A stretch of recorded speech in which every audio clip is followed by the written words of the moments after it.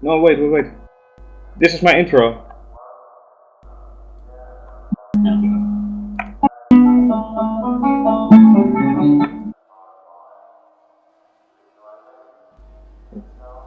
Are we good? Oh, sorry, we're already live. I was mistaken a little bit. Welcome all to the first FSR race of the year, be it in the winter series, but the tensions are high. The numbers of different drivers are, well, remarkably high as well. I think we have about 10 or 15 new names today, and hopefully a lot of prospects for next year. But mostly there are the usual suspects in the top 5, although Pedro Gomez, sorry for you, Pedro, I never heard of you in FSR, but maybe someone else did. Next to me is Jeroen Kweekel, of course, the Formula SimRacing Pro Champion of 2015, and also a race winner in WC. But for the time being, it's winter series for the upcoming weeks. Why aren't you driving, Jeroen? To be honest, I only have driven once in the winter series, and that was, I think we will talk about it, but that was just to test my skill to other people before actually joining a season. I did that once in 2014. But why am I not driving this year? That's a good question. I personally don't really want to spend time with the IndyCar. Of course, it's good fun when you can drive against other people, but we won't be using this car next season anyway. I would rather test with the 2006 FSR car and don't waste my time on this car. With all respect to the series, of course, but luckily not everyone thinks like that, because we've got 23 cars here on the grid. Quite a lot indeed. As Kris has mentioned, quite a few new names as well. But as Kris said, as well, top 5 seems like usual suspects, apart from Pedro Rodriguez indeed, or Pedro Gomez, is it? Not Rodriguez. Did I just say it? Okay. That's the team owner of Ghostbeat. Never mind.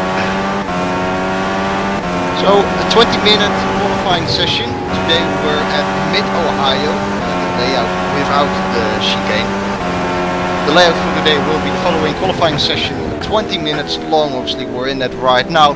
Warm-up will be 10 minutes long, and the race will be 42 laps long. We'll have a formation lap with a rolling start as well. In the first couple of times will be set on the board right about now, as most drivers complete their first couple of laps. It seems like in the practice that Jeroen Simulcic seemed rather quick. In fact, 4.5 tenths up on Kuba Brzezinski.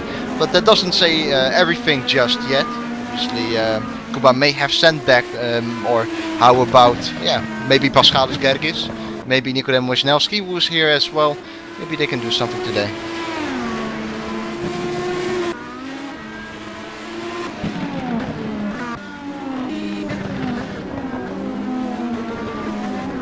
So obviously, because it's the IndyCar, it's a little bit of new terrain for all of us. We're used to the F1 spec FSR cars. The option tire is the tire which has got, I think, the red stripe going all over it. The prime tire doesn't have that, so there we go.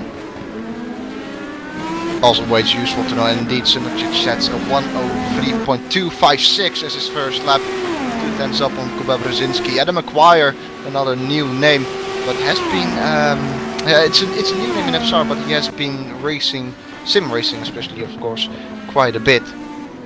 So expect something from him as well. And I guess right now is a little bit of a good time to talk about the use of the winter series a little bit as well. I said before that I think we will talk about this. Winter series, of course, it's some kind of semi-official league, in my opinion, or competition, or season, I should say. I think there are 5 races this year. We've got some ovals in there as well. But what I like about the winter series so much is that new names, and we have got a lot of new names here today, new names have got the chance to prove themselves. Not only for other teams, but also for themselves. If you have a little bit of a doubt whether you are quick enough for FSR, whether you have the race car for FSR, then this is a really good series to get started off with and test your pace. That's exactly what I did before joining an official season. And I think that most of the names we see here today we'll be trying the new names, of course. We'll be trying and looking what their pace is like compared to others, and also the racecraft. How does a weekend look like in FSR? And just get a feel for it before the actual season. And that is really nice, I can tell you that, for a new name, because obviously it's FSR, it's quite a big league, quite a popular league as well. So how do you get started off? Well, it's really nice to start off with the Winter Series and match yourself there against the others. And luckily we've got some big names here today as well. Of course, SimRacing, Cobb, Kris has basically named them all already.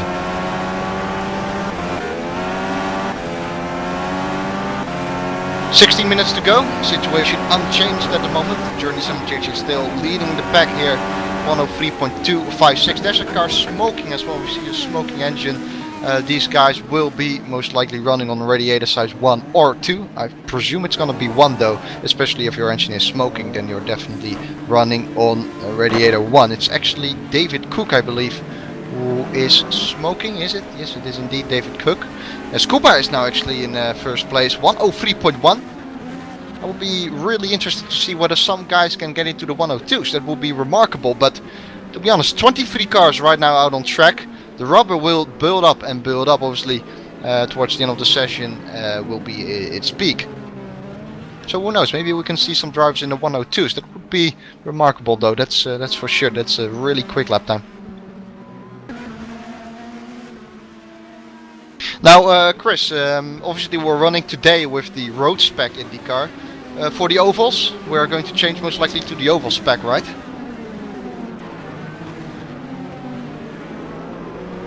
I do presume so. I cannot hear Kris because Kris says nothing.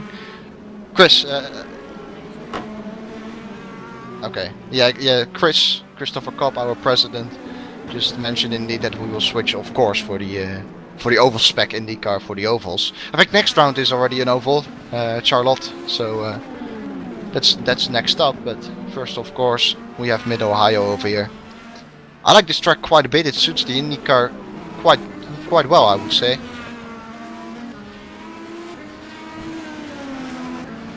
Quite bumpy, that's for sure.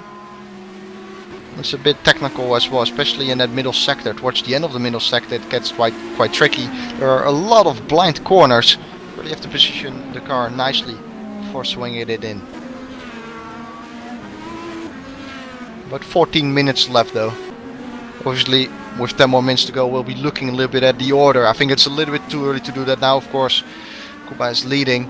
There are a few guys in the 104s.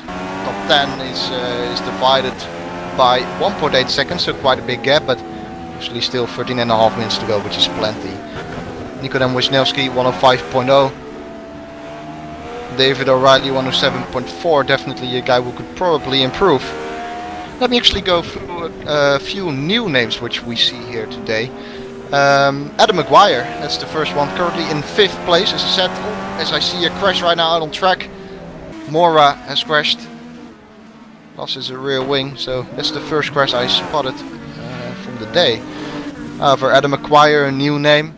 Pedro Mora, a new name. Nikodem Wisniewski is not really a new name. He was here last year as well, but yeah, didn't really complete the whole season. Pedro Gomez, Antonio Castaña, George or Jorge, whatever, Cabrita, Cameron Roger, Theodoros, as he... Whoa, okay, this is a nice one. Theodoros Hciroglu. I like Greek names, so I should know how to pronounce that, but I don't. Then Fabian R, Ken Hunter, Ryan Wessey, or Rian Wessey, whatever. And we have Marius van Wijk. I do know how to pronounce that because that's a Dutch name. Two drivers who haven't yet set a lap time, which is Marius van Wijk, but he only did one attempt to set a lap time, and Ron Squire hasn't set a lap time yet. And then we have the first 102, and by such a big margin as well. 102.765 from Journey SimRacing. 4/10 quicker than Kowarzyński. Very good lap. You can see here that the rubber is building up. It is a consequence of that rubber building up. There's more grip available on the track. The tires become sticky to the asphalt. And then you get a really good lap time as a result of it. 102.7, like quite a big margin as well in the 102s. Incredible lap from SimRacing. Obviously though, being quick in qualifying is one thing, being quick in the race is another thing. But still, it's looking bright and nice for Simocic, who presumably, as he spins actually right now, presumably Simocic will be driving for Go Speed next season.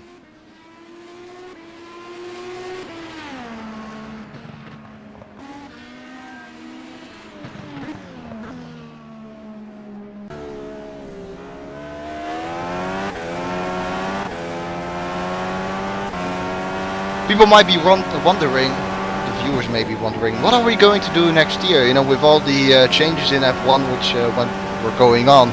Obviously, last year we didn't drive with so-called V6 spec mod for FSR. We stick to the V8 car more or less, which is it was based on a modification for R Factor 2. I think it was from the 2012 season by ISI.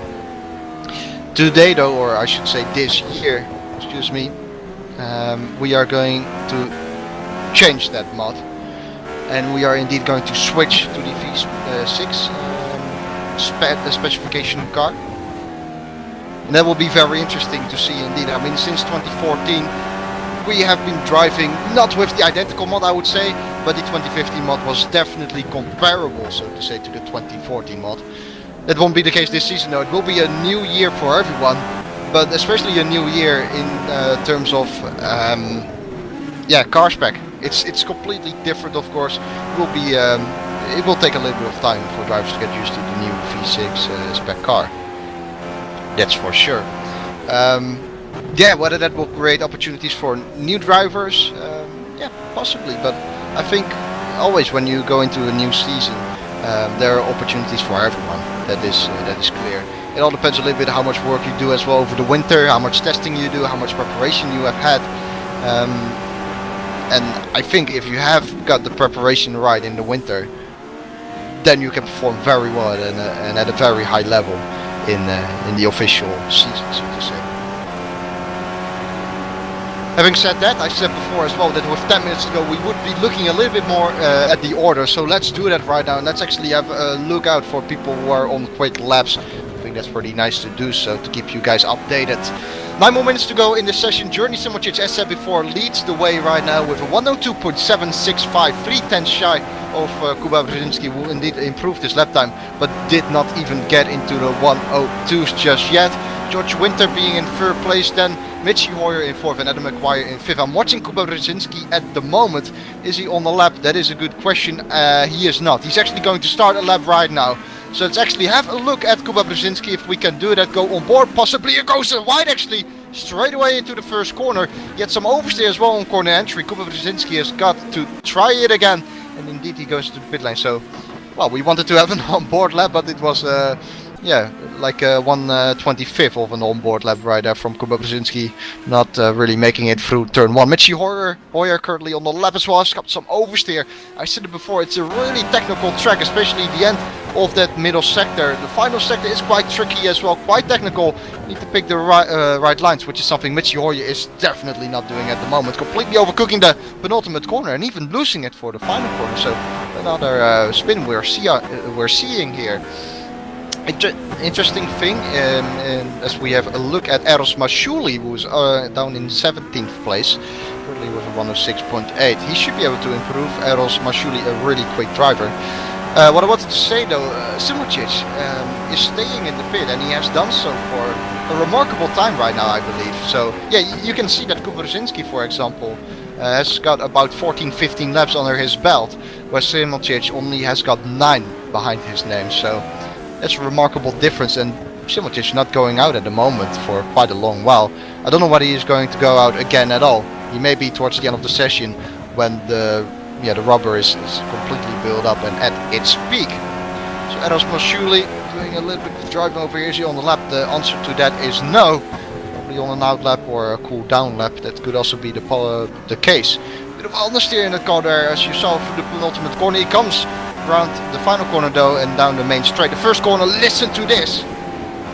Takes a lot of balls really to throw it in there. A gear down for Mashuli. He goes down into 5th gear. I have seen people taking that first corner into 4th gear. Said the second corner then on the track. The keyhole is what it's called, I believe, as he is right away on the throttle. Those curbs on the side of the track are really high. I don't necessarily think you always want to use them. They are sometimes so high they can unsettle the car a little bit, as surely it's the rev limiter quite early before slowing the car down once again. And here's where the technical section really starts. This is a really slow left-hander. Straightening up for this right-hander. Position yourself as he, see, that's what I mean, over the curb there. You unsettle the car, it was a little bit too much. Here he goes again. That was nice from Mashuli. Yep, that was nice indeed. Again, the high curb is waiting for you on the exit over there on the right-hand side. Final sector to go for Eros Mashuli, and this is such a tricky section over here. See, the understeer in that car is huge. I doubt whether Eros Mashuli is driving with some kind of custom setup. It almost looks like a default setup. He's hitting the rev limiter and whatnot. And so we are going to check Kuba. This will be an interesting then. So watch the differences between Kuba and Eros Mashuli. Straight away the first corner for Kuba is in 4th gear. Kuba has got to improve though by about 0.3 of a second. He wants to be on pole position and beat Jeroen Simoncic. The keyhole then for Kuba. He goes down into 1st gear. Again a difference compared to Eros Mashuli who stayed I should say into 2nd gear. Pretty stable exit for Kuba, but you can see him wiggling the wheel, trying to find the best possible grip. Maybe going on the throttle a little bit too early even. Down to 2nd gear for Kuba then. Down to 1st gear. And here we go again, the tricky section, the S's over here, turn 6, 7 and 8. This is so blind, but you need to turn in as well for the next corner, so it's so tricky to explain as well. It is so blind over there, it goes up the hill, but it's being followed by a downhill right-hander. It's very tricky for a car to pick the right turn-in point. Kuba going wide again in the final couple of corners. You see here the difference, the front end just sticks so nicely for Kuba compared to Eros Mashuli, and Kuba does improve, but only by the slightest amount of margins. That was, I think, an improvement of 0.02 of a second, so you know that's not the kind of gap he's looking for. He needs to make up another 0.3, and Simoncic still is staying into the pit lane. George Winter then 3rd place, 103.3, Hoya 103.3 as well. There are quite a lot of drivers who are currently in the 104s. We look at 10th place Pedro Moura, 104.4 from him. Nico Dem in 11th with a 104.7. The 104 train, so to say, starts from 7th place. Adam McGuire goes all the way down to 12th place. Antonio Castagna. Mature, then what can he do? 27.3 first sector.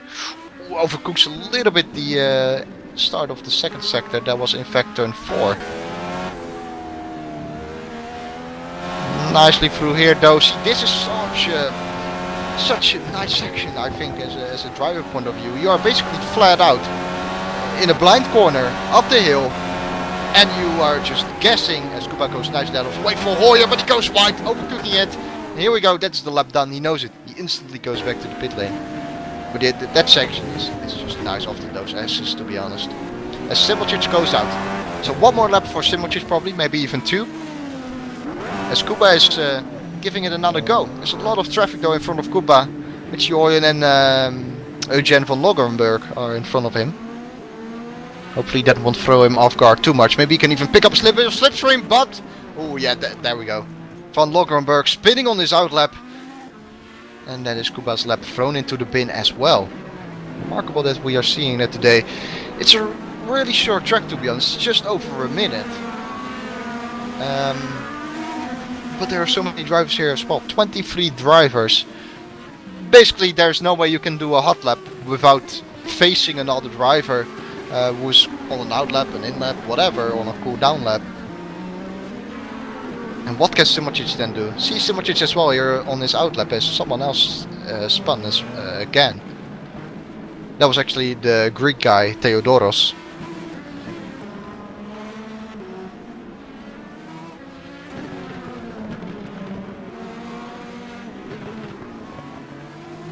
Yeah, I said that, Kris. Kris again mentioning over here. Yeah, I did. The option tire are not really called the option. They are effectively an option tire as we would see it in Formula 1. But they are indeed that tire, as I said before, with the red stripe going all over it. The prime tire has not got that. So then you can recognize what kind of tire a driver is on. Simoncic, so starting another lap. Here we go. He goes into 4th gear. Yeah, that car just looks so hooked up already into the first corner. Really nice front end. The rear end stayed nicely in balance as well, but that front end just really bited into that corner. Here's a little bit of understeer for Simoncic. I think he messed that up slightly.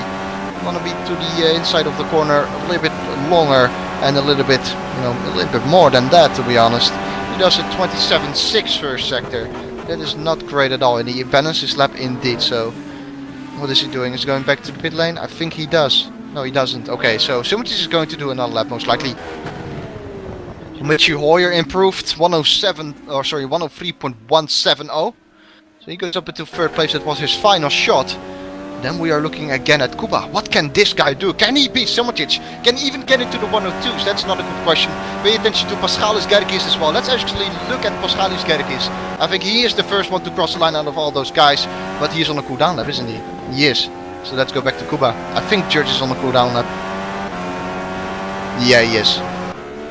So we've got Gerkis to go, Kuba to go, then in the S's at the moment. He is definitely on the hard lap and he needs to improve. Full throttle over here, position yourself for the corner, still flat out, up into 4th gear, then get back to 2nd for another blind corner, bit of oversteer there for Kuba on the exit. 19.8 in the middle sector. Simoncic has done a 19.5 on this hot lap as Kuba facing a little bit of traffic and he goes to the pit lane. He knows it. Wisniewski in there.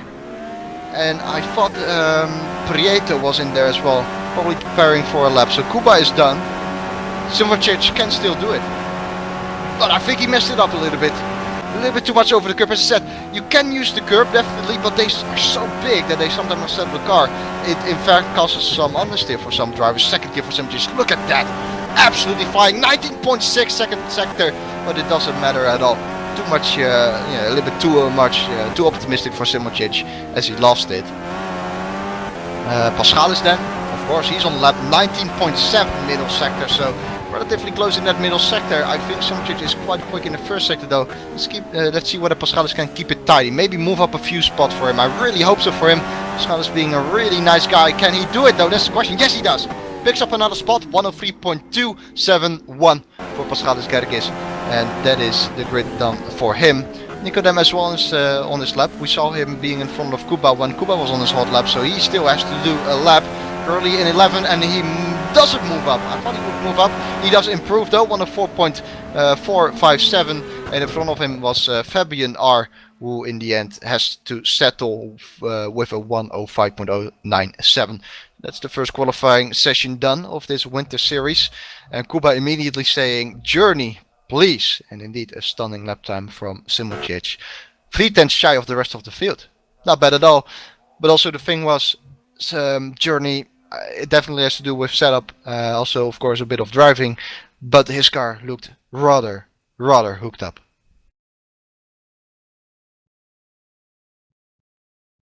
Simicic's fastest lap as well was on lap 8 for him.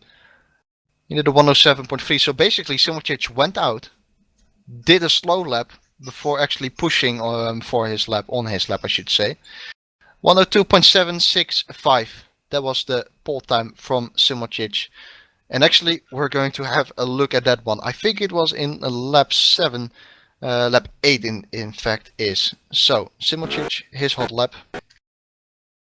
Let's see whether we can find it.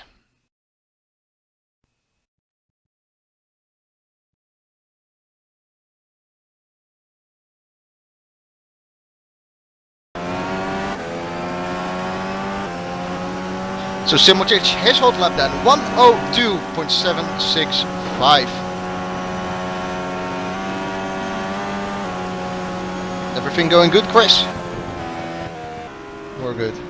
So currently in the keyhole, Simicic, look at that, just the exit is so planted. There's no kind of oversteer moments. It's very planted. 6th gear then, hitting 99 kilometers an hour before slowing it down. And now I'm interested to see how he managed to do so well in this middle sector over here. A bit of oversteer there for him. Could have been worse though. And then the S's. This is probably where he gained a lot of his time. Flat out through here. Front end looks really hooked up. And then this here. Look at this. on the power, no oversteer at all. With most drivers we see on the exit of that corner some kind of oversteer, but nothing over there. Once again, that looked incredibly grippy for Simocic. He locked up a little bit over here. This is a line you can take though. He decides to go with a little bit more exit speed, flat out through the final corner, and that is how a 102.7 looks, and that's how the only 102.7 looks like, and the only 102. Incredible lap time from Simocic in the end. After that, he still tried to set another lap time, couldn't improve on that though, but Simocic showing what he is made of, that's for sure.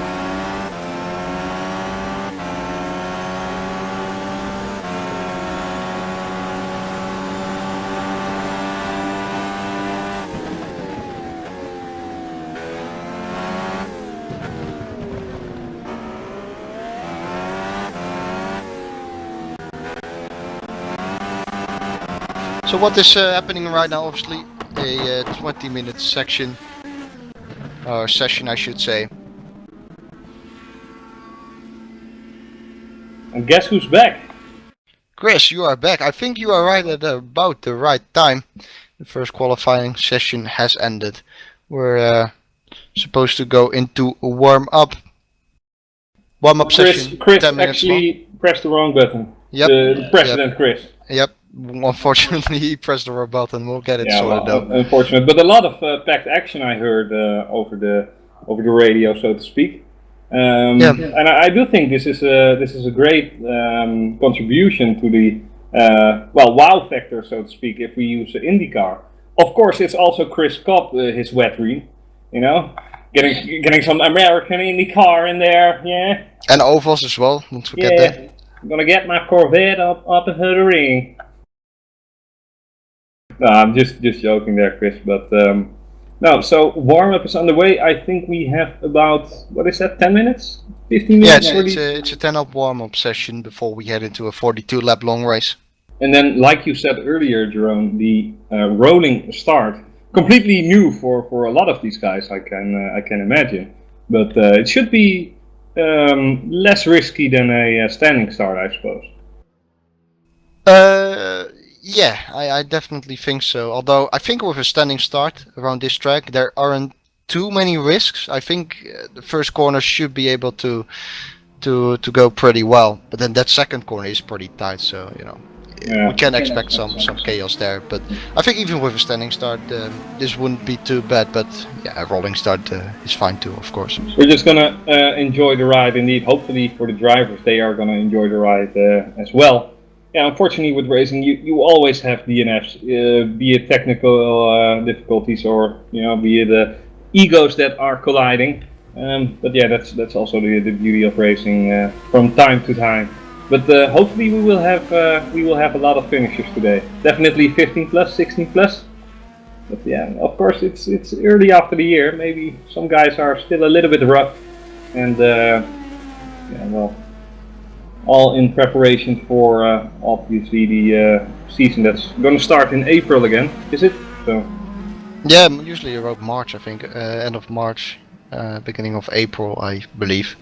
But Kris, what I tried to say before, I don't know if you want to add anything to that. Of course, you haven't heard it, but basically this winter series. It is known for new drivers basically to test their level of competition against some of the two top guys, so to say, or at least some drivers who have experience with FSR. How do you look at that? Is it something you will do if you are looking for a team for next season, for example? Yeah, definitely. I remember myself starting in 2012, and I already thought it was an honor to drive against guys from WC, so let alone in a league like Winter Series. I think it's a remarkably good platform to just get comfortable with the league, with the people, and have a taste of what FSR is all about. And if they enjoy that, then obviously they are a little bit known when the season starts. So I think it's absolutely great, and I think there's no financial fee to be paid as well. Is there? So the winner of the Winter Series gets a free license, I think. Yeah, exactly. But you don't have to pay sign-up money. You can just write your name down, and you can join this race.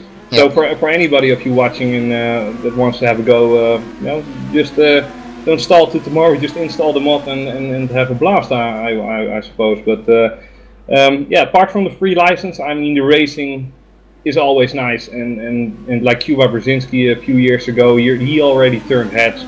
And then yeah, he joined FSR, and he will be a big name next year. So yeah, there may be one or two guys in this spec right now that will be the stars of 2016, maybe 2017. Who would say? Yeah, well said. I don't have anything additionally to say about that. So if you're wondering to race next year, and you want to know if you're good enough, what your racecraft is like, is it good enough? Have a go over here. Yeah, why not? Yeah. Just go to xvideos.com. I mean, Formula. Wow. I'm joking.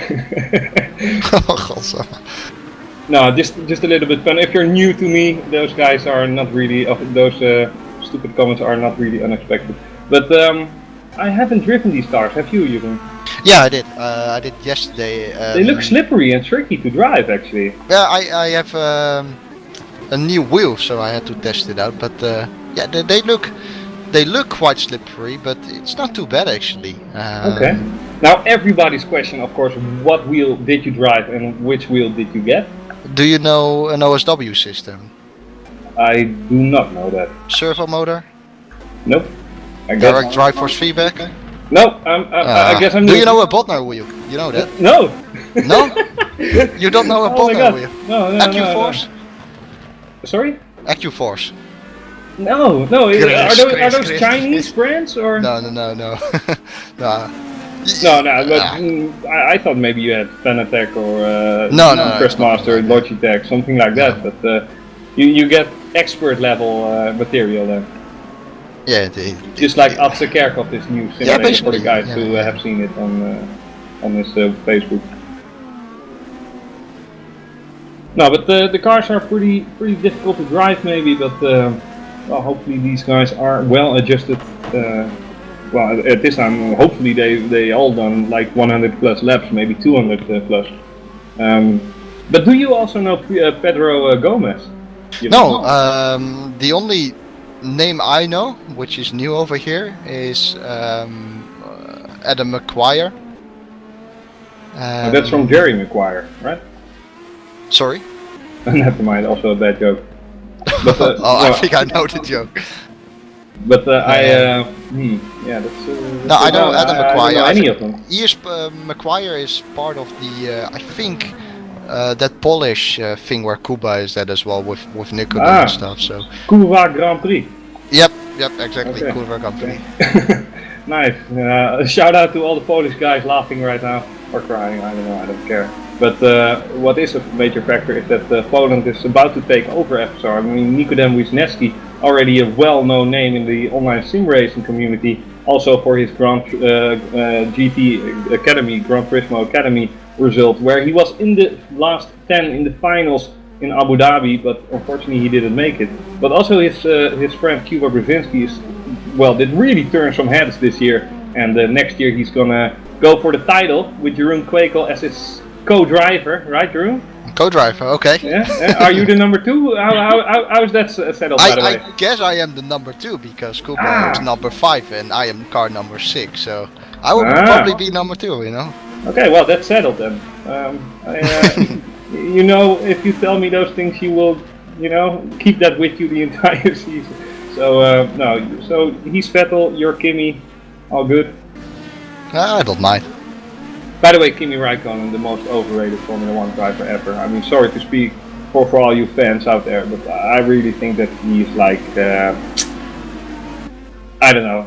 No, but Kris, I can somewhat see where you're coming from, but honestly, you are such a fan of the V10 era. I mean, I am as well, but you know that Räikkönen was such a big star in the V10 era, and just look what he did with the McLaren always. He was, yeah, maybe it's quick. Just the adaptation as well, like Vettel did in 2014 when Ricciardo beat him. And maybe. Then in the Ferrari, maybe that car suited his driving style much more. But I think, speaking for a lot of Italians right now, but I do think that Sebastian Vettel is home right now in Fiorano. I mean, I think Enzo would have been proud. I agree really on proud. that. I agree on that. Yeah. And that's going to be a nice thing to see. Also nice to see where Haas F1 will be. Kris Cobb actually said, and that's not a joke, he actually said that he expects them hopefully to compete with Force India next year. Mind you, that's a little bit of a nationalistic spirit from Kris, I think. Definitely when you buy your chassis from Dallara, obviously the last Formula One team who bought a chassis from Dallara was HRT, and I hope and I wish them the best. I honestly do, because it's not like it was in the 70s or 60s where you could just enter one car. You know, you could just buy a spare gearbox and whatever, and you were ready to go. It's a fantastic achievement to already get a car on the grid and to develop it and properly get it to a winning car. And I think Red Bull was the only team to make a clear demonstration on how to do that. I don't think Haas has the technology yet, the knowledge and the money to buy the right people that have the right know-how, you know? But maybe that's just a little bit pessimistic, maybe it's realistic, but I think they should be happy if they score a point next year. Yeah, but I do think that they should be happy with a point. I mean, if you consider Sauber in 2014 completely pointless, then yeah, it's a crazy world. But yeah, hopefully it will be the pack will be a little bit closer next year. I mean, Mercedes was so dominant over this year, and it was just insane. Time will tell, I guess. Time will tell. What? Sorry, what did you name? Time will tell, I guess. Time will tell. Indeed, well said. But Simulchich, talking about times, 104.6, only driver in the 104s. In qualifying was the only driver in the 102s, and he had a 3/10th gap. He right now has got about a 6/10th gap on Cobb. So Simulchich looking incredibly strong, also with the higher fuel load. Yeah, Journey is one of those drivers who, in my opinion, is really a remarkable one. But also that he didn't win as much races as he did. I mean, he often led races this year. He led during Spa, I remember, and he had brilliant runs together with you as well, I believe, when Johnny Simon wasn't driving. But it was a little bit unfortunate as well, and I do think that he's an absolute winner, to be honest. Mm-hmm. If he can improve a little bit more next year in the real FSR World Championship, then he might win some races, and who knows, and you know, who can tell what might can be. But yeah, it's going to be a hell of a job against the Twisters again, and I'm just getting really excited already. Yeah, well said. Obviously, I had the privilege, so to say, to work with Simulchich. I think he is top class material. He knows a lot about setups. He will definitely say, like, you know, put the third spring higher or whatever, and you will gain time. That's the way he is. He's kind of a professor in that area regarding the setup. I really hope that he can do well next year. But I think, yeah, maybe racing wise, as you have mentioned, Kris, he needs to make that 1% of a step, really. I think more than that isn't it. You know, it's not a lot at all. But if you can just find that little bit extra, maybe he will be able to compete for race victories next year. We will say. Yeah, well, the most important thing with Toro Rosso is the Ferrari engine. They instantly win like 1 second a lap. So it's going to be so nice to see. So we are going towards the race indeed. 42 laps are in front of us. We will have the rolling start, and well, hopefully, like Limp Bizkit, we won't keep on rolling like Nick Rowan could do some years ago. But we would actually see some nice packed action here. And I do think that we have the right drivers and definitely at the right place in the grid that can give us that show. So now it's the most interesting part for Kris Cobb during the entire race. Catch the Corvette! The Corvette is the pace car. So after this lap, the Corvette will just go into the pits and the lights will go green, and after that Journey is ready to floor it like anyone else, right? Yeah, of course, definitely. We'll see how the first couple of turns develop. First corner is a really quick one. The second corner is really where it gets tight and slow. So hopefully everyone can keep it clean through there. After that we'll have another big run down to turn 4. So we may see plenty of overtaking there in the first lap. Keep an eye out on Wood as well, and Wood crashed or had an incident. Yeah, it will be alright. Also, nice fact, Jorge Cabrita is already off the track. He had a little bit of an issue, so it seems. He hit the driver. Good job, George. Of Jorge. Well, this is your first strike. You won't get any award from me. But yeah, never mind. I'm gonna stop talking. But we already have our first DNF. It seems Jorge Cabrita with a stalled engine being stationary without an engine in the sand. If he presses escape now, I think he can start from the pit lane. Yeah, but maybe he doesn't know. This is also why the winter series are here, to just let these drivers get used to the racing again. Yeah. Ken Hunter, the only one on prime, by the way. Fun fact, the pace car is being driven by Ron Squire, true story. Oh, that's why he's so slow. Yeah, he's in a Corvette versus an IndyCar. It's Ron Squire, he's doing a fantastic job. But the pace car is going into the pit. Jeroen Simracing is leading the pack. Everyone else behind him is really tense to get it floored out. And we are racing here. Jeroen Simracing with a good start, but Kuba Brzezinski instantly dives underneath him. He gets a lot of space from Jeroen, but he doesn't have the pace to get him alongside. Again, Kuba is attacking the outside. On the inside, it's still Jeroen. What a great start. Guillermo Prieto spins though. George Winter manages to avoid him. Unfortunately, everyone else does, but Guillermo Prieto has to start way from the back again. Tightly packed action. Kuba for the lead. Kuba for the lead, by the way, on Simracing round the outside. That's what I mean. Turn 4. That's where some overtaking would take place, I was sure. And there we go, Kuba Brzezinski taking the lead, and that is really nice for us to see. Because Simracing looked really strong pace-wise. What happened in turn 1, by the way, is Mitchy Hoyer and Van Logerenberg, I think, came together. That was the first incident of this race. It could be worse. Hoyer is down into 18th, Van Logerenberg into 21st. The first lap is completed by Kuba Brzezinski. He is first, being followed by Simracing, and Paschalis Gergis moved up a place, I think, into P3, obviously, with Hoyer doing a bad job, I think, in the first corner, and Van Logerenberg. And Ron Squire spins. Ron Squire spins, and he's off the track, does a donut, and continues along the way. And Pedro Maura, he almost collects someone else. A lot of action packed here. Oh dear God. People spinning all over the place. And this time it's Pedro Maura, who has the unfortune. Fortunately for the others, nobody hit him. So, I don't know. I assume we are driving with damage, aren't we? So. Yeah. Mashuli has gone up to 6th place. I think he started in like 13th or 14th even. So a really good start for Mashuli. Michi Hoyer having a rough time here after that first lap, and that's understandably. But yeah, he's currently in P17. Look at the battle here for P12. Cook, O'Reilly, Prieto.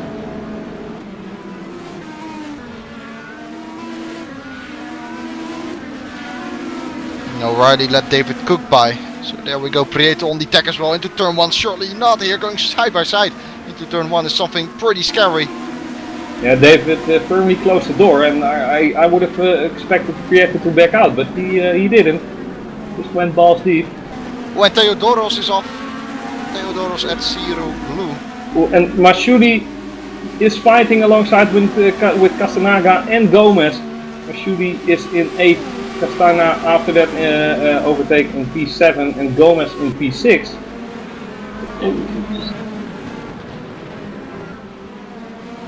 A lot of action going on right now, Kris. We're seeing action basically everywhere. Yeah, holy. A lot of big action-packed race so far with all the battles going on. Maybe we should do this and IndyCar. There's someone spinning. It's Brzezinski. Kuba!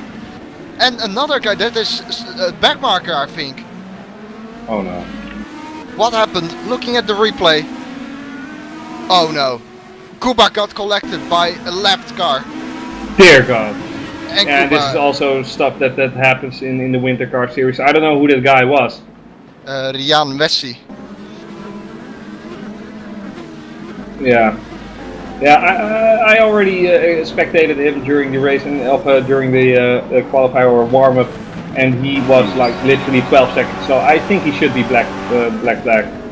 But yeah, he has a damaged car and he's just wrecking people at the moment. Nikodem Wisniewski has a stop and go. I don't know why that is, but hopefully it can be removed. Ooh, and there goes Adam McGuire. There goes Adam McGuire from P3. That's the rear wing gun, that's a wheel gun. That's a DNF for Adam McGuire. He was in P3 behind Paschalis Gergis, and so we have another retirement. A lot of I don't stuff think going my voice on here. can keep up with this. I mean, No, they're definitely action-packed not. every inch of the way. Obviously, Paschalis is trying to pressure Simocic right now, who basically was gifted the lead after Kuba at that collision with a backmarker. Talking about backmarkers, Ron Squire is the next one. At least we have the top three within one picture. Simocic, Georges, or Gergis, and George Winter as well, or Georg Winter is in there as well. So, Wisniewski is typing in the chat that he's got a stop and go penalty, as Antonio Castagna is another guy who spun. Wisniewski therefore moves up to 7th now. Yeah, and again another spin. I mean, I think after 4.5 laps we already had 12 or 14 spins, no joke. Yeah, definitely. I think as well. Wisniewski's still mentioning he's got to stop and go and wants it to be removed. I'll check for you, Kris. Yeah, his stop and go is now removed. And Ron Squire is off. There's a lot of smoke again. Pedro Gomez keeping his head cool so far out of the new names, and he's still at P5.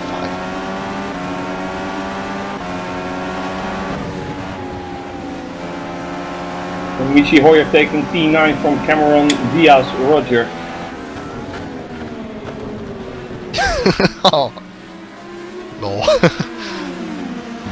And in the front of the pack everything is going well. I just feel really sorry for Kuba Brzezinski. Nothing he could do, a passenger all the way.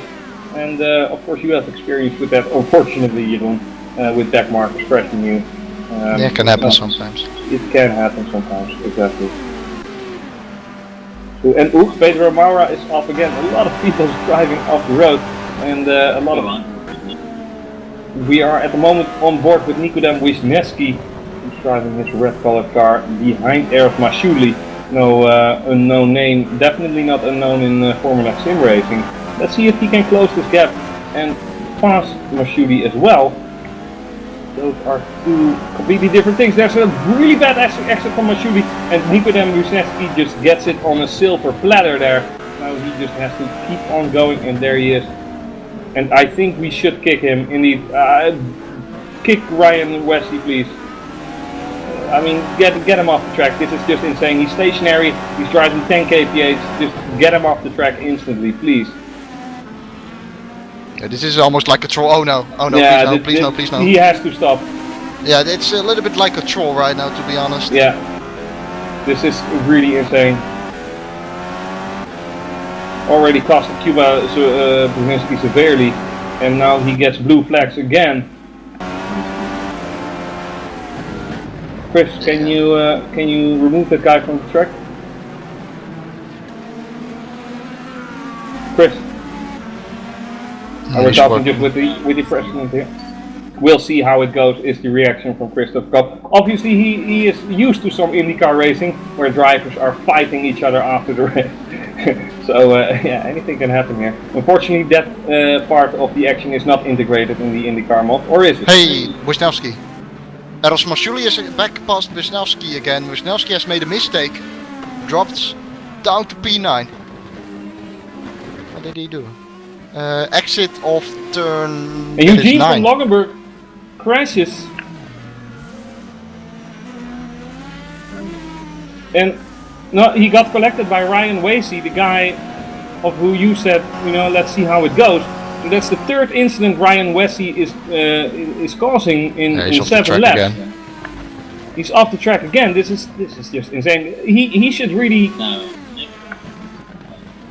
I mean, Ryan Wessey should really start in Porsches or whatever. If you are not used to sim race of Formula cars, I mean, sorry to speak, but if you are 40 seconds a lap slower than the leaders, then there's something wrong, you know?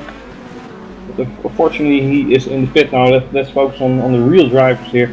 Simocic still leading here after that horrible incident for Cuba Brzezinski. Paschalis Gergis in second place, George Winter in third, and Brzezinski already up to fourth. All just 2 seconds behind Journey. Yeah, I was just about to say, don't count them out yet. Actually, 2 seconds is not a lot. I mean, we've got the top 4 in one picture, and it's not like Simocic is pulling away either. Exactly. I somewhat expected that, to be honest, because his pace was blistering. Ooh, and Winter gets really sideways in the middle of the corner.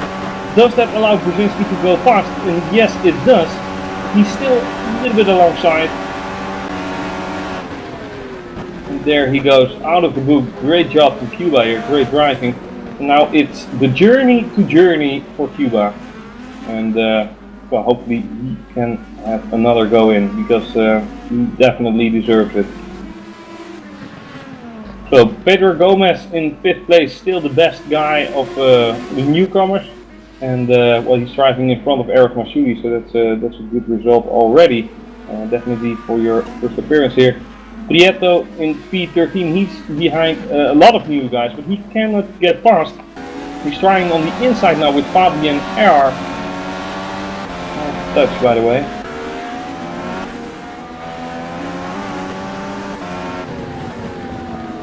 Let's see if we can have some action here. He's really pushing his way. Trying to push his car in front of Fabian's, but yeah, he's keeping his lines, but maybe in the next couple of bends. Here we go. He has way better exit speeds, but he just cannot get the job done for the time being.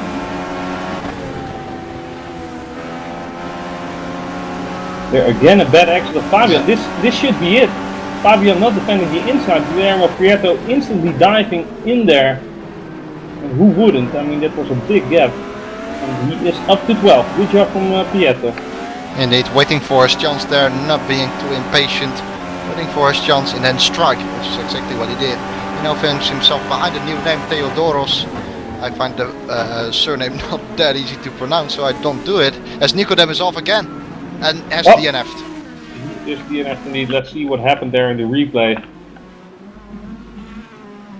He just lost the car. Yeah, wheel spin. That's it. I think these hills on the circuit are really, you know, disturbing the point of yeah. How do you say that? I mean, you get up a little bit, so your car becomes lighter on top of the hills, and you lose a little bit of traction.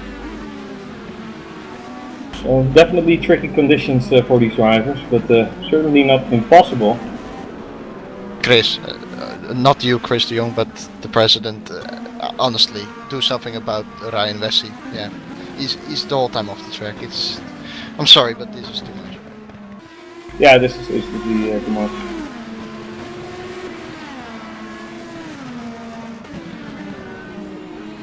Yeah, hopefully you guys didn't see as much of him because he's really making a fool out of himself. But instantly Ron Squire. Oh, Ron Squire is in the pits at the moment. Ah, okay. I'm not gonna give those guys attention. I mean, those guys don't deserve it, just like Miley Cyrus doesn't. Yep, indeed. Let's keep it on the racing itself. Indeed, because there's brilliant racing going on in the front of the pack. Paschalis Gergis is just half a second away from Journey Simocic, but he has that Polish guy in his rear view mirrors who isn't climbing up to him in the last couple of laps. But it wouldn't be an unthinkable idea that Cuba is driving without damage after that incident. I mean, I really think there might be 1 or 2 screws loose in his car, but yeah, I agree. There's at least got to be some damage. You know, there's something as well with these IndyCars. Of course, you don't hear us saying, "There goes the DRS." You know, there is no DRS over here. Oh, that's so nice. It's pretty tough for Georges to pass. Obviously, he needs to wait basically for a mistake from Simocic, or find a way himself to get past fair and square. There's no DRS as I mentioned before, so it's completely driving instinctual, so to say, for Georges to get past and make a move. Well said indeed. And at the moment, Brazil cannot just close the gap 1 to 3, but maybe there will be some fighting along with Journey and Pascalis, and then it's easy peasy for Cuba to get closer. I see Hoyer moving up the field a little bit as well, currently finding himself behind David Cook. As I said before, Hoyer had coming together at the exit of turn 1 in the first lap with Van Logerenberg. Hoyer 21 seconds behind the leader, but pressuring David Cook. Well, now Ryan Wasey again on the straight. He has guys coming up.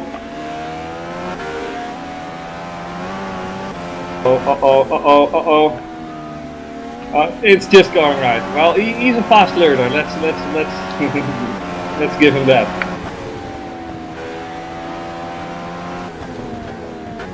Is he doing better now? Is the question we get from Christopher Cobb. Well, he's not crashing front runner, so I suppose he is doing better now.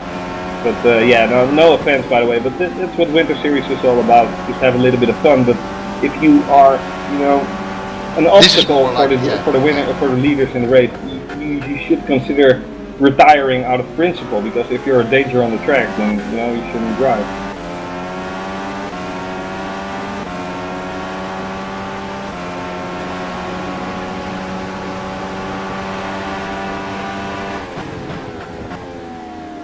Really? So this is quite interesting. Didn't know it. Christopher Cobb explaining it here for us. Correct me if I'm wrong. As Jeroen has dropped off 1.6 now to the leader.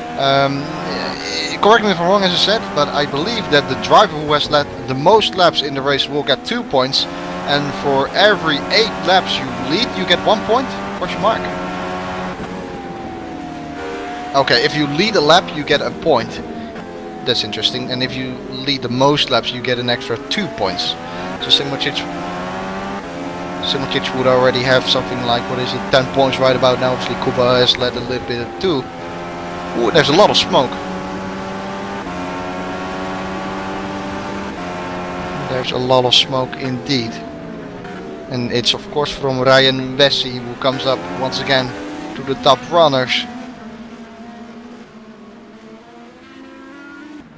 Just keeping my fingers crossed, keeping my legs crossed, hoping nothing goes wrong here. Pascalis knows it in itself too. Makes himself really big in the mirrors. Kuba goes by his best friend, obviously. We have seen that before that incident. But seriously, Kuba is doing a nice job at the moment. P3, 2.3 seconds behind the leader. Still a lot of chances for him during this race. It's only lap 14 out of 42, so we're not even halfway, not nearly halfway even.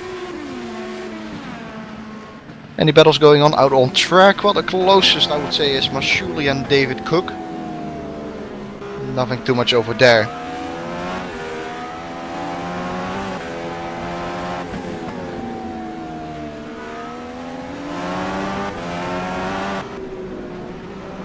Oh, that's a good one. Antonio, or sorry, that is Pedro, right? Van Logerenberg and Cameron Roger. Oh, that's a back marker, excuse me. Yeah, but behind that is a back marker. I was confused with him. So Van Logerenberg against Castagna, and the back marker was a little bit of a sniff as well at Van Logerenberg. It's allowed to do that, I guess. Allowed to re-overtake, but do so in a safe manner, please. Oh, what a great joke. So Van Logerenberg attacking Antonio then. That was a really bad joke. It's a bit of a tough exit over there. Really poor exit from him. So anyway, the back marker knocks on the door. Pedro Mora, 2 laps down on the leaders, definitely had some kind of incident because he seems to have relatively good pace. And Gergis is dropping a little bit into the clutches of Kuba Brzezinski right now. 7 tenths between the two. It's not really because Kuba is that quick, it's more or less because Gergis or Georgios or whatever is dropping off a little bit. It's Gergis actually.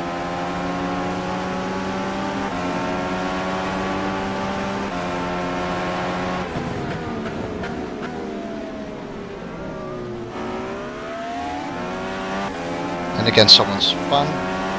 That's Ron Squire. Squire being in lap 15 while the rest of the field is in lap 16. And he goes into the pit lane with his best friend Ryan Vesey. Theodoros then, obviously a new name as well, into 15th place at the moment.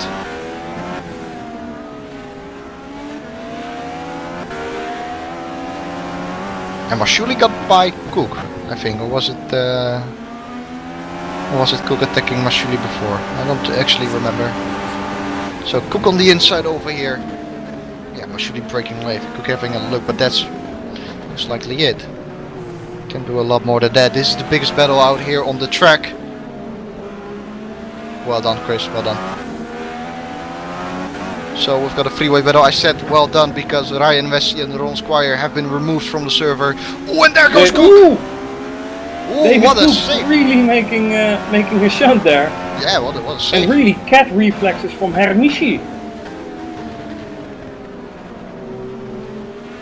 Yeah, really cat-like reflexes, and he is going sideways as well. That is really awesome to see in this mod, that these drivers really have to work for their money, so to speak.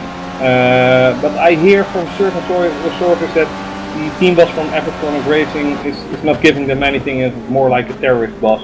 But apart from that, they really have to work their wheels and use their brakes and correct those minute mistakes or slidings in the corners, because these cars are far from stable and predictable, it seems.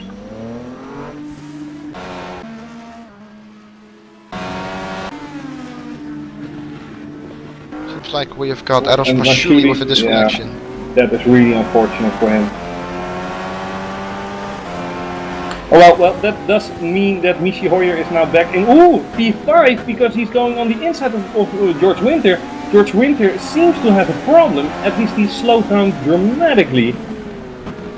He's got no wing. He has no front wing, that's the reason. Mashudi is unfortunately DNF now, so he lagged out. And yeah, Winter had a shot with the wall as well. He made it back into the pit, that's good. And Michi now back into P5. It's really nice. Oh, Gerkes and Kuba. Gerkes and Kuba. Sorry to interrupt, but Kuba has got by. Same fashion as he did with Simocic. Around the outside, I believe. Positioned himself after turn 2, opening up turn 4, and indeed Kuba goes around the outside. Very nice move. Obviously when you do that, you have the inside line for the next corner. Thanks to that he managed to make that one stick. And there we go. We've got Kuba in P2 now. What is the gap between him and Simocic? That's about 2.5 seconds, I would say. Let's see as they cross the line. 2.3. So let's see what Kuba can do now. Can he close up that gap to the leader? Would be nice for the spectators for sure. And Gerkes immediately, yeah, not really able to follow it. You can see immediately a gap forming between the two. And so far the strategy seems to be a one-stop. I mean, it's lap 19 out of 42 and they are still on the option tire. Maybe they can do twice option. That is definitely the strategy you would go for. And oh, that's a really good spot from Kris Cobb. When we are looking at the onboard footage from Paschalis, look at especially that front left tire. It's completely worn down. Completely worn down. No wonder why he's lost pace over the last couple of laps. That tire looks absolutely shot. Mostly he wants to extend his stint as much as he can so he can get on the option again for that second and final stint. So tire management is also a role here, and I think he's going to pit. Yeah, he hasn't got a choice. Kuba goes in as well. Kuba goes in as well. That's an interesting one because maybe going for a little bit of an undercut on Simocic, who stays out for now. We'll see how much the difference is. 2.5 seconds as Kuba entered the pit lane. Let's keep it in mind. So Simocic is staying out. Paschalis will be happy with a new pair of soft tires, option tires, alternative tires, or whatever they are called. Kuba exits as well, obviously on the soft tire, on the option.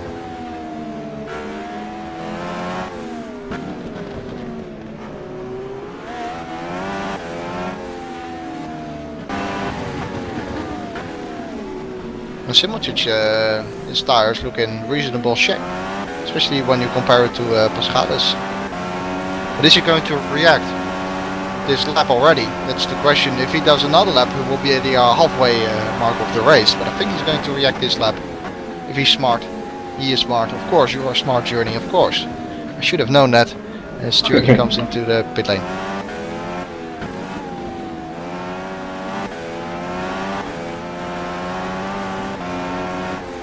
So where does he feed out? In front or behind Kuba? Here we go.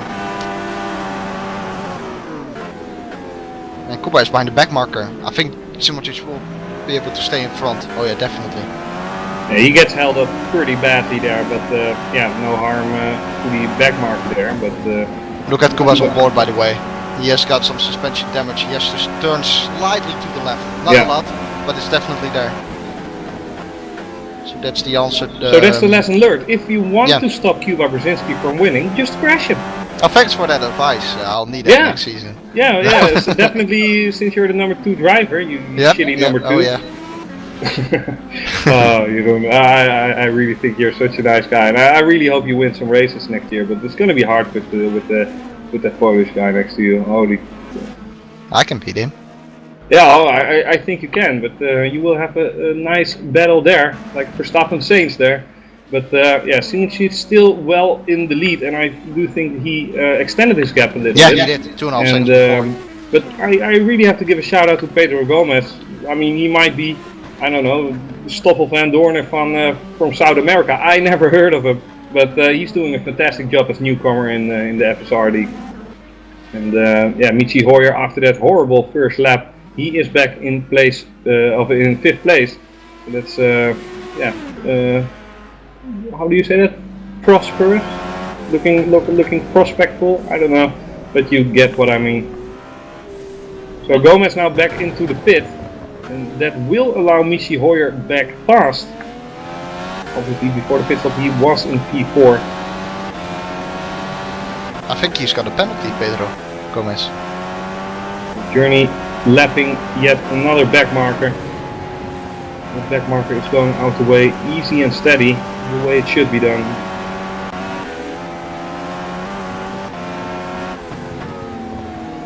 And that's the real thing, you know, even if you're against a known guy, you always have a little bit of tension behind that guy, thinking, okay, did he see me, you know, is he going, moving to the right?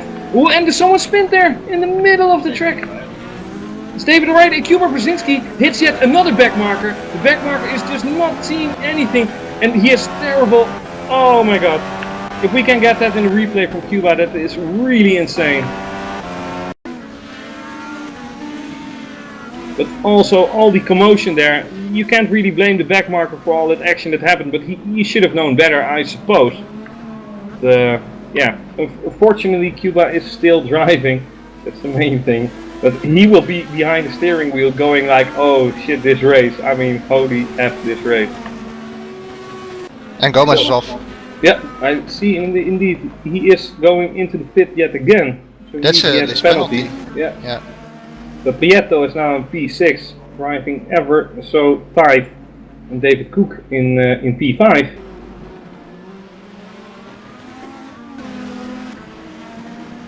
I really hope that Kuba is able to to close the gap between him and Simoncic, but it's going to be a tough story, definitely considering he's up against Simoncic and he has, well, definitely a little bit of suspension damage, and that last shunt with the back marker is certainly not helping his chances. But he's keeping strong, you know, that's what we want to see. I mean, drivers who don't give up easy of throwing the towel with every punch they get. Although the punches he's getting are definitely below the belt in this race. That's not an understatement.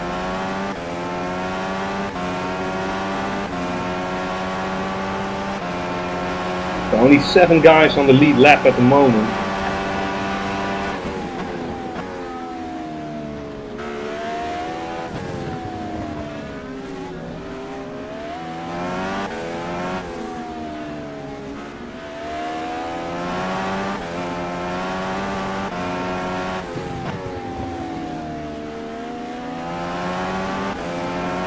So 24 laps done out of 42, which means we have 18 to go.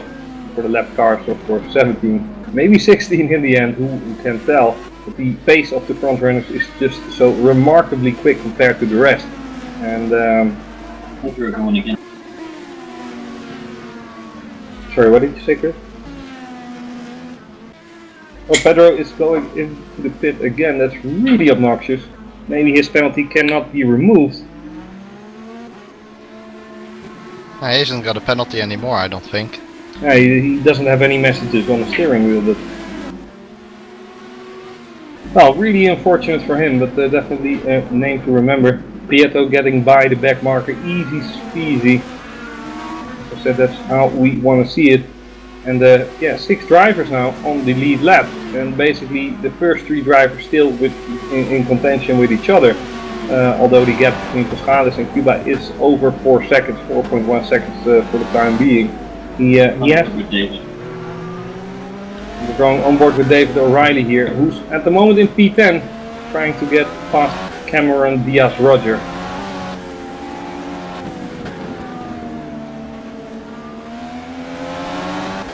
Simčić. So Simčić in the pit, indeed. Why? Maybe for... Oh, he went wide! He went wide! Oh, he has What the hell? Holy moly! He went wide in the penultimate corner and had no other option but to go into the pit lane.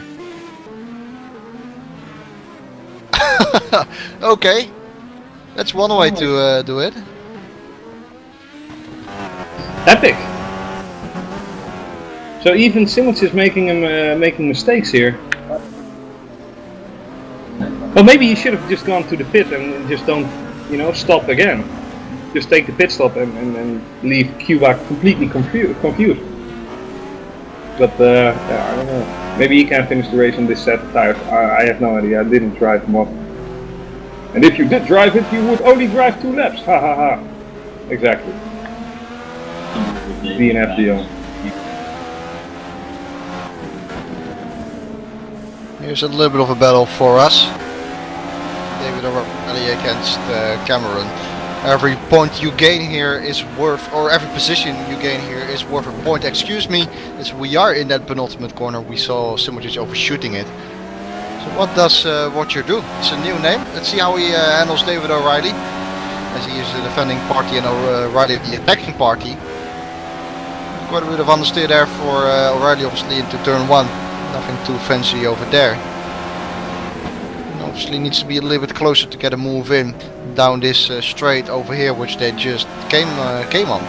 It's a very nice overtaking maneuver. We've seen Kuba overtaking here twice in preparation for the next corner, turn 4. O'Reilly, however, is a little bit too far back, has a little bit of a look, but that is more or less it. Watcher keeps that position. You can see the different lines over here, though. Look at that.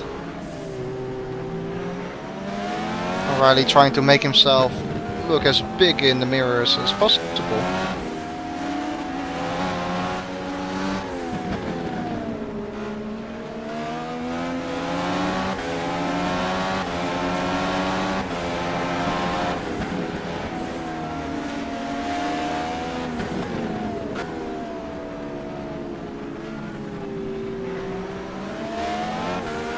So every race then?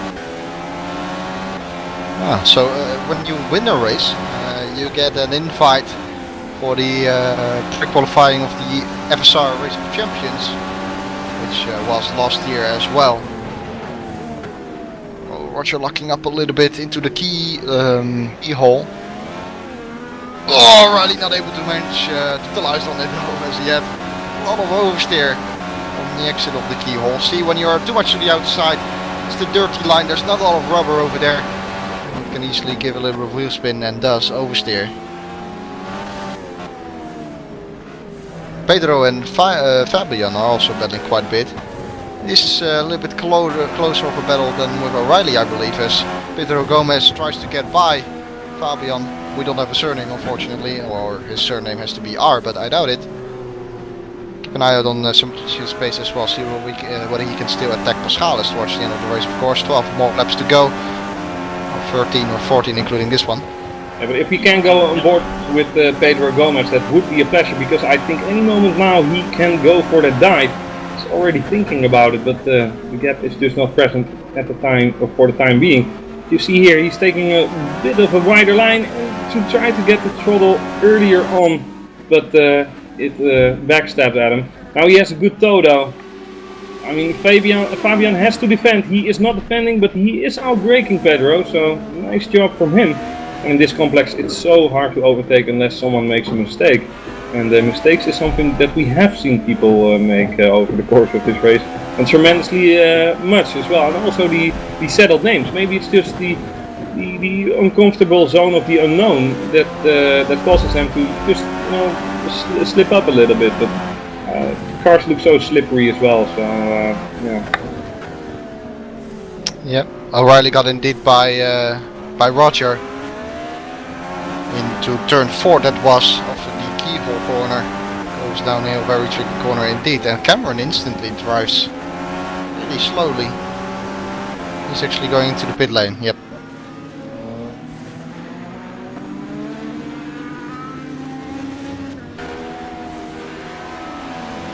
So another opportunity for for Pedro Gomez to get by Fabian. Just go on Fabian or whatever. I think he's a little bit too far back. He's hitting the ref limit to 301 km an hour for Pedro. Taking a better line here, then come the action, the S's.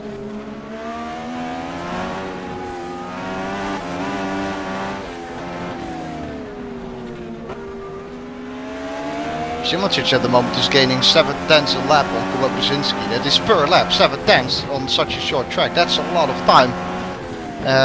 Paschalis is a little bit quicker than Kuba, but still not by a lot. So effectively, Simocic gains 7/10 on the guy in front, the guys in front of him every single lap.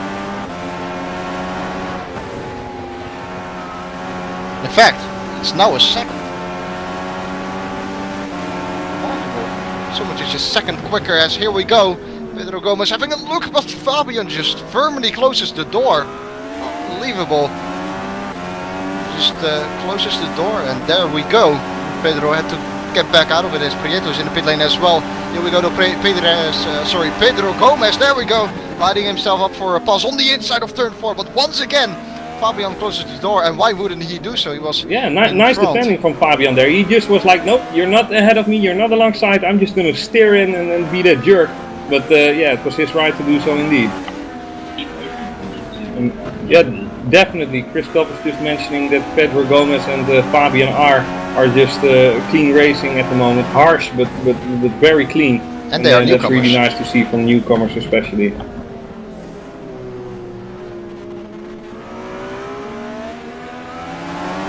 Here we go then, another lap for these guys, see whether Gomez is able to get by this time by.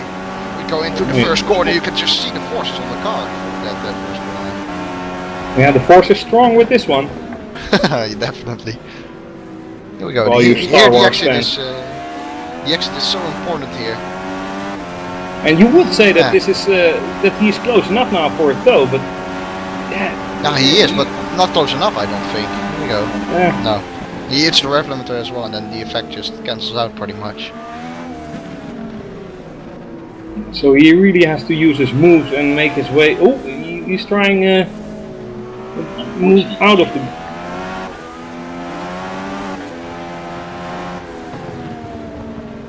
Kris Cobb is saying that unfortunately we do. Oh, there's a back marker again. Theodoros.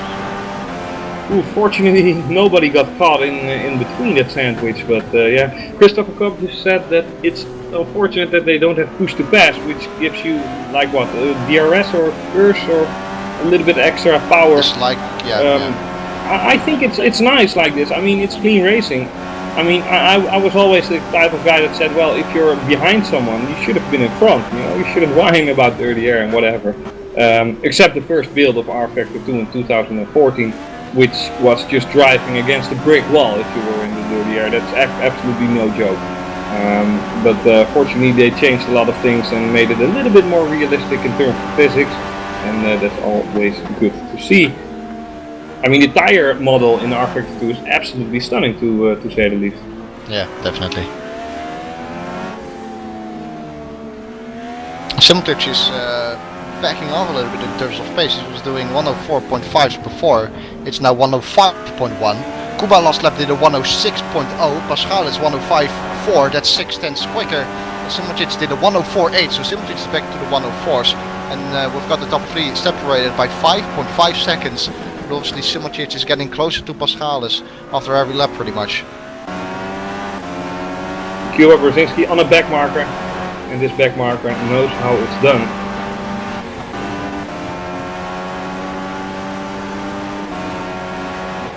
Cuba Brzezinski's car? Oh, Simonc's car is driving on rails according to Christopher Cobb. Meaning that Christopher Cobb thinks he's cheating. There you go, Chris. This is Wangler.exe over here. Yep. This is Shots fired here from Chris Cobb. Yep. This is the 2016 Wangler.exe in progress.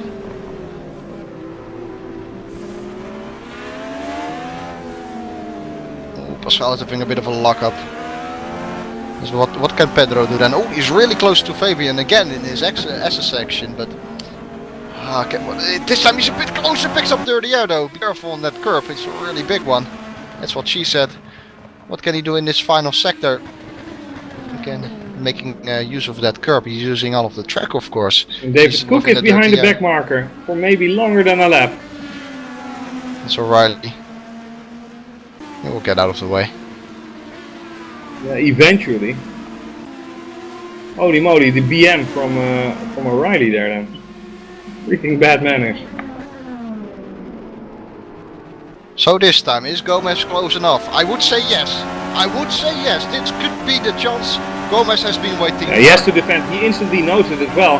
Forcing Gomez on the outside. No, he's not defending the inside. Wow! Nice braking from the both of them. And he's not, he done it now. He finally got past Fabian. Great driving from the both of them, but I really have to say that it was a little bit obnoxious that Fabian didn't cover the inside, but I think he was considering on just taking the normal line that is, faster, and if he's alongside maybe he can force his way through. But yeah, no, stunning driving, great action. Yeah, and now we've got Simocic and Georges who are close to each other, and Simocic obviously caught up. So another battle.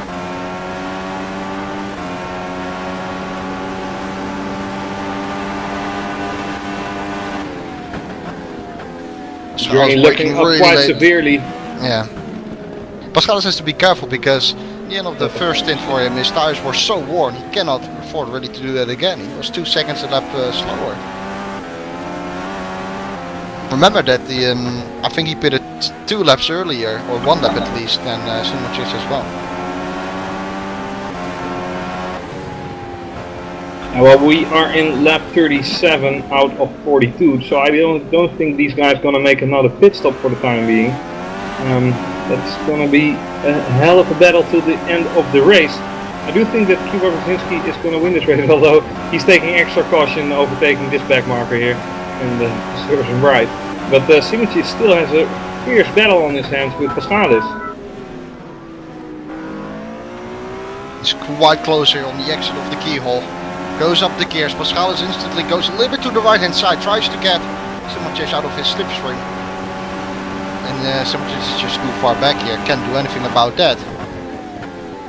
Are there, by the way, because I didn't drive this one, are there fixed gear ratios or? Are there? No. Okay, so everyone can set their own gear ratio, ref limit or whatever. Yeah, for Americans. No, joking. Oh no, that would be the other way around. Ah, sorry Chris, but... And in front of Pascalis Gergis there's a big cloud of dust popping up. Fortunately no back marker in the way just yet, but about to be. I'm just getting a little bit more tense about back markers, to be honest, after the things we have seen today. It's a little bit unknown territory for FSR. I mean, blue flag should be the first principle that you should obey, or just have the insight on the track, and the experience. But yeah, maybe for some guys it's a completely new experience, completely new cars, and they're just completely busy with getting the car on the road that they don't have the capability of looking around them, and that's not a bad thing. But let's just keep your sign-ups limited to Pro then, instead of WC. Joking, but I'm sure you all do fine. And last year we had a troubling first race in the Winter Series as well, so no harm done.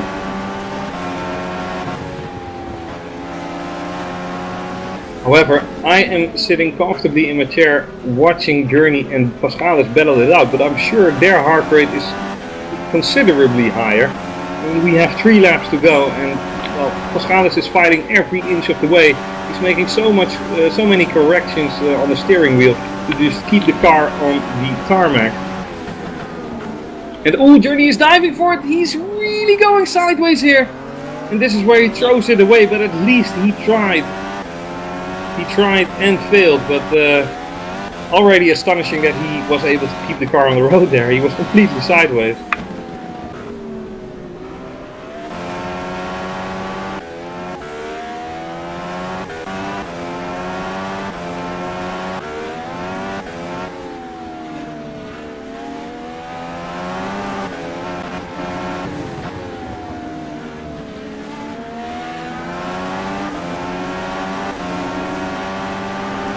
It's a back marker in front of Paschalis, who his tires seem to be in a much better condition as they were in the previous stint for him. Back marker goes out of the way nicely.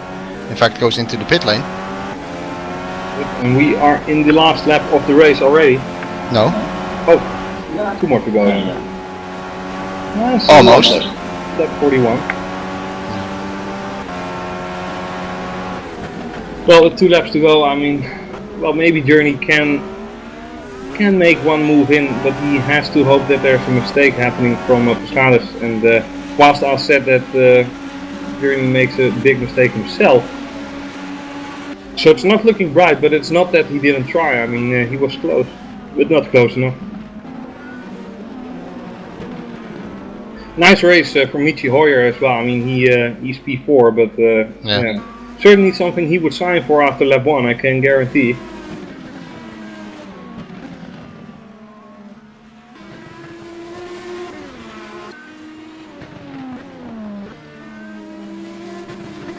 Paschalis still has to be, although he can't afford to sleep for a moment. Journey is getting a little bit closer during this lap.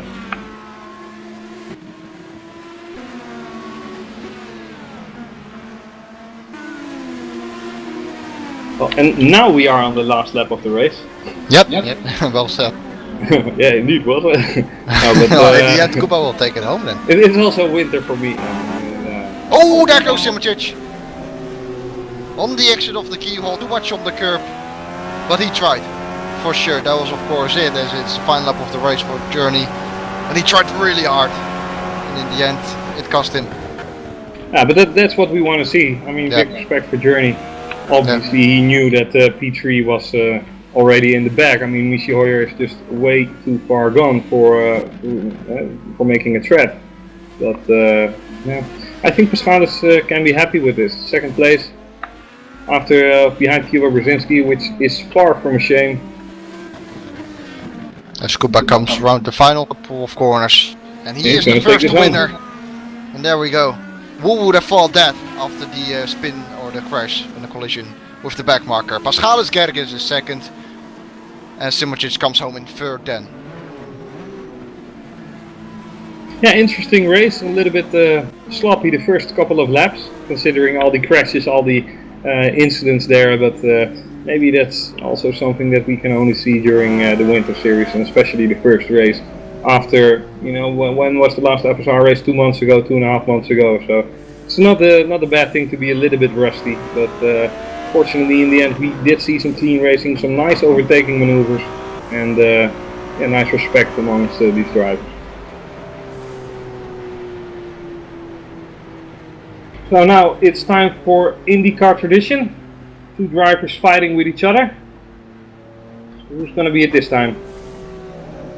Like Michi versus Gerges? Let's do Kuba and how was the guy called? Rian Vessi, I think. That would be a good fight. Yeah. I thought the Wild Nell would participate as well today, but apparently he was a no-show. I think he has some big fists now. But indeed, Cuba P1, Paschalis P2, and Journey Sims P3. And I don't know when the next event is. I think next weekend indeed. So in an oval as well. So see you in 3 weeks. No, joking. But I'm not the best fan of oval racing. But yeah, it can be interesting. You know, it can be interesting. I just don't hope that we have 300 or 400 laps, like the Indy 500. We have 200 laps. Okay, so Ron Squire is gonna make his commentator debut next week. I'm not here. Now we'll see about that. But 200 laps on an oval. I mean, hopefully the lap time is like what, 15 seconds or 20. 30s. But another maybe interesting aspect then, what kind of KPHs can these guys race? Like 350, 400? More. That's going to be interesting to see. Because you have to set up your car as well that it already steers a little bit to the left if you get your steering wheel completely straight. You know. Well, there's that over. Okay, so there's an automatic oval pack, an aero pack, says Christopher Cobb, that you can download as soon as everything will be released. But now, if you are interested in joining the next race, don't hesitate to take a look on our website and have a look at what it's all about. And just download the mod, give it a spin, and sign up, allocate for the race, and have a lot of fun. Maybe, if you join the server, you're even meeting Jeroen Kweekel, who's testing there. Now, if that's not an honor, I don't know. Why would you not be there, Kris? Because you're there. What if I am not there? Then you should be I there. can shamefully raise my laps. Well, if there's someone on the server with turtle in its name, then we all know who it is, I think. Of course, dude, but that's my weak spot, you know that. Ah, sorry. I'm sorry to Except if it's a turtle that George Winter brought for his German soups, you know, like Germans often do. But nah, it's all okay. But yeah, I hope you guys enjoyed watching the broadcast for the time being. I must say I have been a little bit rusty as well, since it has been 2 or 3 months since the last broadcast. But it's all fun in the Winter Series, and that's the main thing. Of course, you have competitiveness, and you have to have the will inside you as a driver to, you know, do your best and win races. But you know, if you're a new driver and you're driving against the settled names in FSR, it's going to be a big challenge. But it's yeah, always worth to test your strengths against these guys, and for free as well. I mean, you can just get your car going and see how you compare to a Cuba Brzezinski or a Paschalis Gergis. So yeah, give it a go, I should say. Definitely. So I guess that is much it for today's race. We've seen plenty of action, pretty much everything. Hope you guys have enjoyed it. It was definitely fun being here again to commentate the first race of the Winter Series. Hope you had a good time as well, Kris. I certainly have, and I believe after the stream you're gonna read a book for people who are interested. Was it The Cat and the Hat? What? No, nothing. No, I have no idea. Nothing. A troll went wrong there. No, but indeed.